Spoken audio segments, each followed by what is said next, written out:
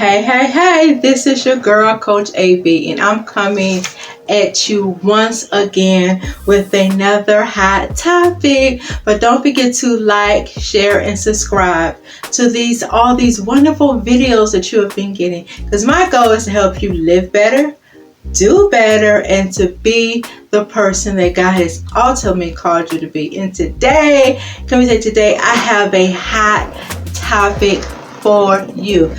This idea or this topic video come from Diane Brand. I put a post out there on Facebook for anybody that wants some juicy content or the things that I really want to hear on the YouTube channel.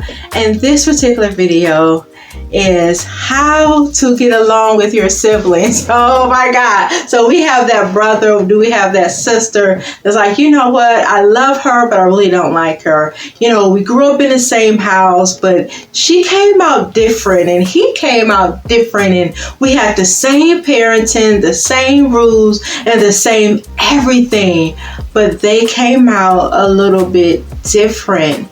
And I just want to share some light with you on the people that we don't choose to be our loved ones. I can't choose who I can have as my brother. I was birthed into this family. I had no decisions. I had no other alternative. So I do have some things written down. So I am going to get them. So look, one of the things I have written down is accepting them for who they are, accepting them, accepting their flaws, accepting their shortcomings, accepting the things that they struggle with. But let's say, for instance, you have 5 children, 3 boys and 2 girls, and that middle child will have its own challenges because they are in competition with the older 2. They may not get the attention that they need. The youngest may get all the attention because they're younger, because they need more. I call them syndromes, and psychiatrists may call it some other way.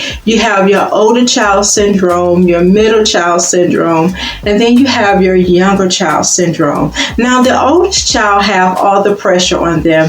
This is the one, especially if he's brought up in a single parent household or 2-parent household and everybody worked a lot. So the older child have the responsibility to look after the younger child when the parents are not home. They more than likely have the responsibility of cleaning the house because the younger children don't know how to clean the house. They have so much responsibility on them, and then when they get older, sometimes they resent the younger child.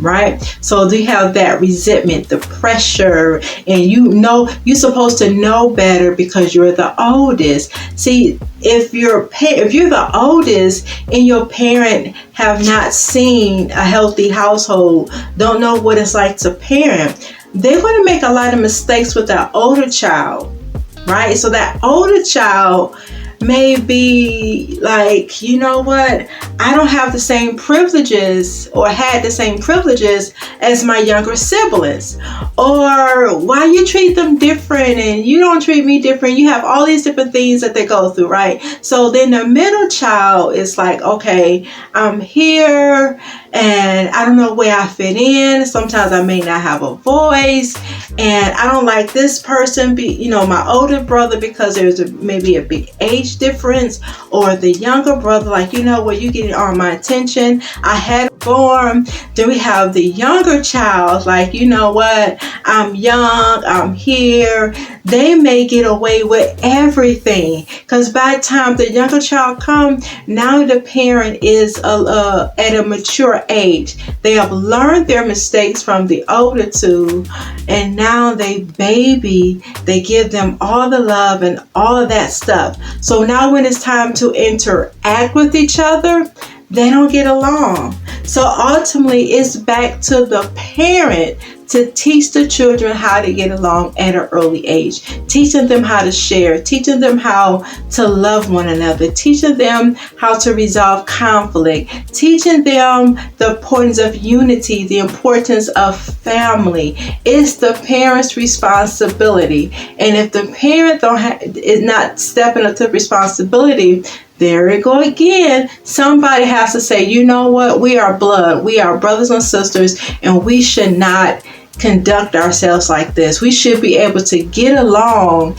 in life, because that's what you're teaching your children. That's what you pass it on to the next generation. So another thing I got here is, don't try to change them. Like, I'm going to back the brakes, because when you try to change them and they don't want to be changed, or they're not ready to be changed, that causes division. It causes strife, because you're trying to mold them and change them to the person that you want them to be, and not who they are. And that's why you have to accept them for who they are, and then going into loving them. So 1 is accepting them, 2 is don't try to change them, and 3, love them right where they are at.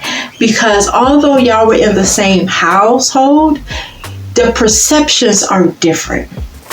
One may feel like they're being loved, and the other may not feel like being loved. So now there is hitting strife, hitting malice against your brother or your sister, because you feel like mom loved them more, dad loved them more. Then you have the issue of, how can I say it?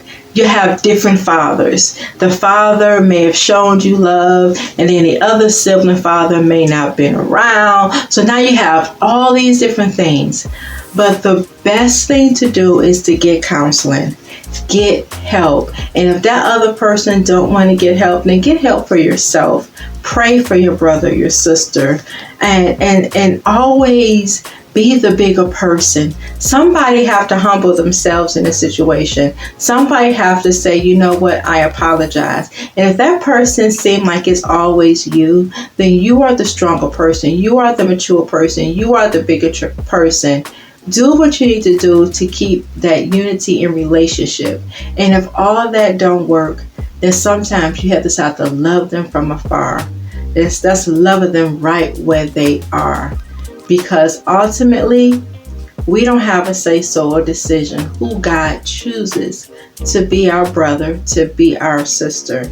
And it's our responsibility to treat our neighbors, our brothers, our sisters, as we want to be treated. And you have to ask yourself, are you really doing what you need to do as a sister, as a brother? Are you really loving them, reaching out to them, doing what's necessary? And if the parents are still alive, get counseling, get family counseling.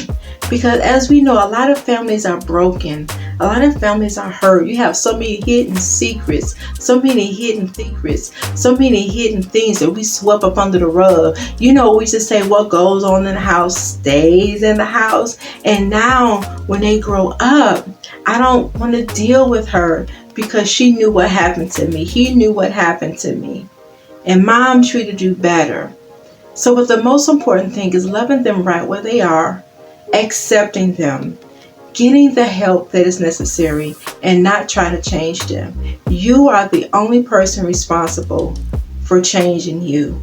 So you change you, and knowing that the influence that you have can ultimately affect the people around you. I hope this helped, Diane.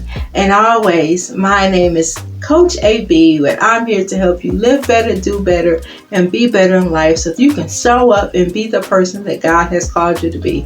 Don't forget to like, click, and subscribe to my channel. And I will see you in the next video.